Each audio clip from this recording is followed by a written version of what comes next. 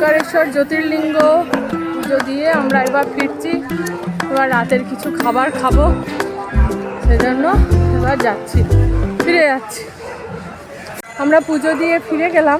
মা, পুজো দিলে কেমন লাগলো? খুব ভালো লাগলো, অন্যরকম একটা অভিজ্ঞতা পুজো সম্বন্ধে।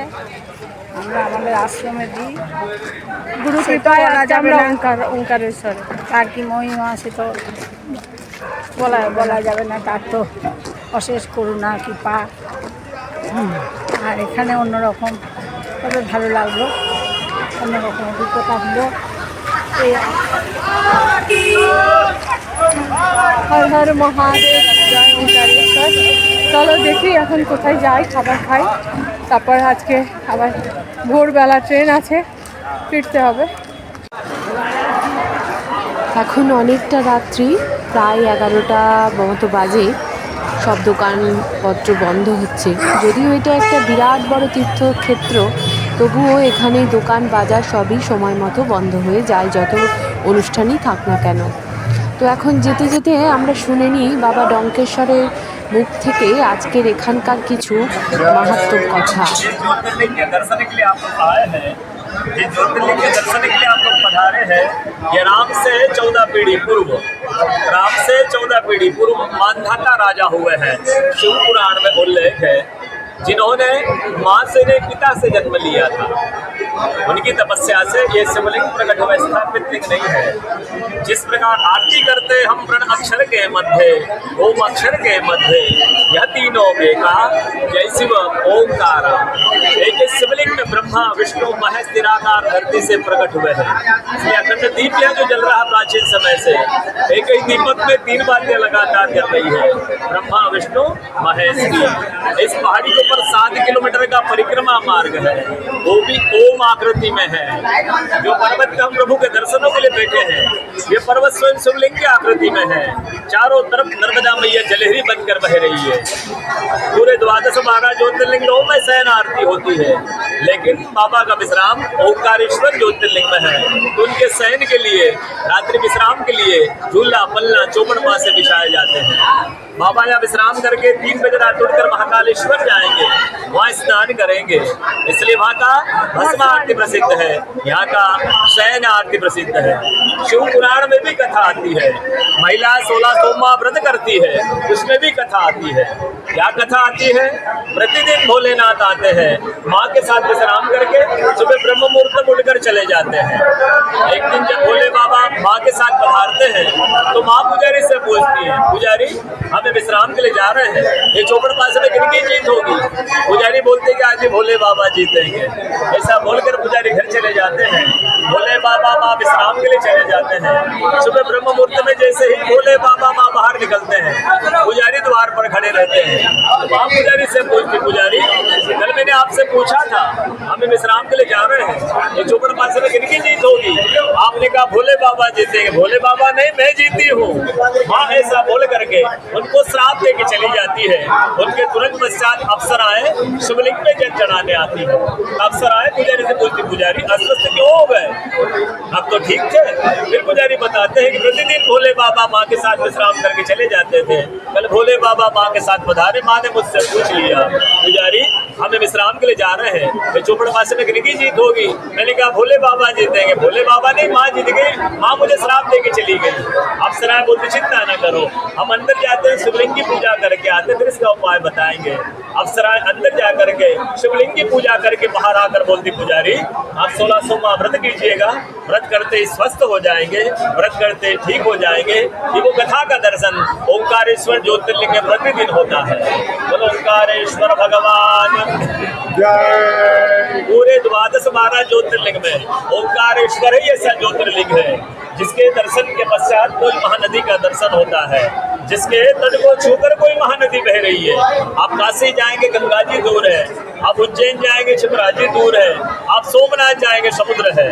लेकिन ओंकारेश्वर ही ऐसा ज्योतिर्लिंग है जिसके दर्शन के पश्चात कोई महानदी का दर्शन होता है। वो महानदी है रुद्रदेहाय विद्महे मेघल कन्याय धीमहि तन्नो नर्मदा प्रचोदयात्। भगवान शंकर की देह से पसीने के बूंद से निकली है मां नर्मदा।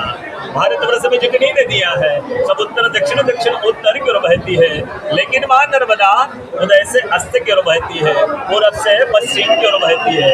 सब नदियों में नर्मदा ही नदी ऐसी नदी है जिसका जितना कंकर है, जिसका जितना कंकर है सब संकर है।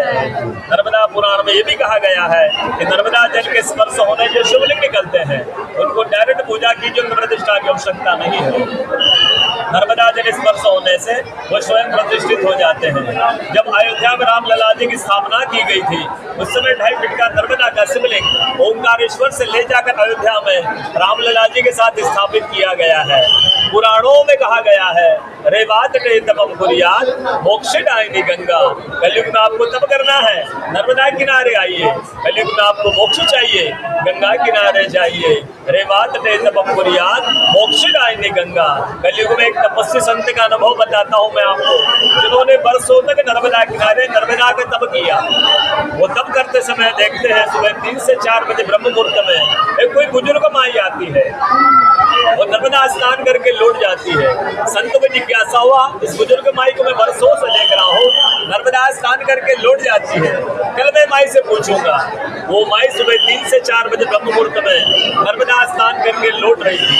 संत ने देखा माई जा रही है, संत दौड़ते गए माई के पास, साष्टांग दंडवत प्रणाम किया माई को, प्रणाम करके पूछा है माई मैं बरसों से आपको देख रहा हूँ, नर्मदा स्नान करके लौट जाती है, माई अपना परिचय दीजिए। माई अपना परिचय दीजिए। तो माई अपना परिचय देती है कि मैं गंगा हूँ, कलयुग में शुद्धिकरण करने के लिए, नर्मदा स्नान करने के लिए आती हूँ।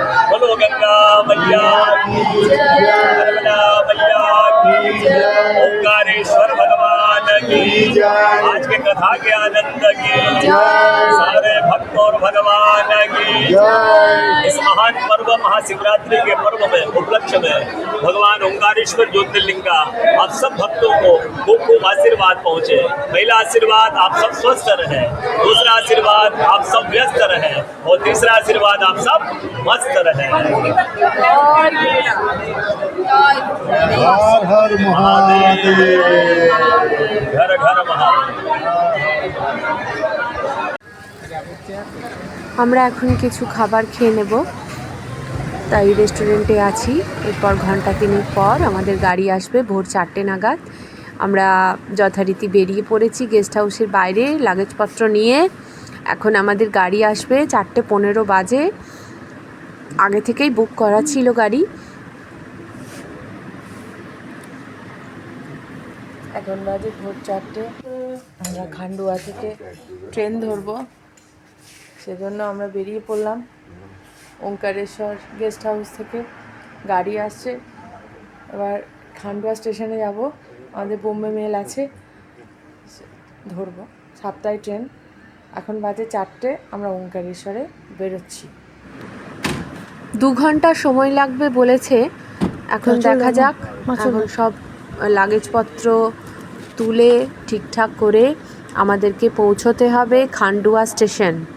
যেহেতু সকাল 7টায় ট্রেন, তাই একটু আগে আগেই পৌঁছানো ভালো। তারপর কতটা রাস্তা অজানা জায়গা, তাই একটু আগেই আমরা বেরিয়ে পড়েছি। এখন বাজে ওই 4:30 মতো।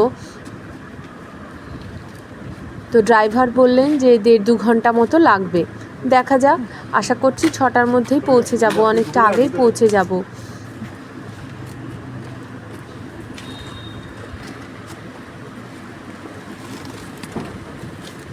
মায়ের ভ্যানিটি ব্যাগটা নিয়েছো তো? হ্যাঁ হ্যাঁ। এখনও বেশ অন্ধকার। আমরা খান্ডুয়া স্টেশনে এসে পৌঁছলাম। এখন বাজে ওই 6টার মতোই। বেশ ভালোই চালিয়ে নিয়ে এলো গাড়িটা। আমরা খান্ডুয়া স্টেশনে এবার ঢুকবো। বেশ বড় স্টেশন, প্ল্যাটফর্মটিও বেশ সুন্দর, ঝকঝকে তকতকে। একটু চাটা খেয়ে নিয়ে আমরা ওয়েট করছি আমাদের গাড়ির জন্য।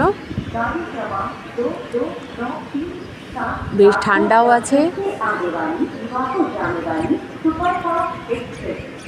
এখন আমরা চলে যাব হাওড়ার দিকে, আর আমার মা বাবা ভাই নেমে যাবে বর্ধমানে। সঙ্গে রইল খুব সুন্দর একটা স্মৃতি, অনেক গল্প, ঠাকুরের দর্শন। আর কেমন লাগলো অবশ্যই জানাবেন। প্রত্যেকটা পর্ব দেখে অবশ্যই আমাকে কমেন্ট করবেন। সঙ্গে থাকবেন, ভালো থাকবেন।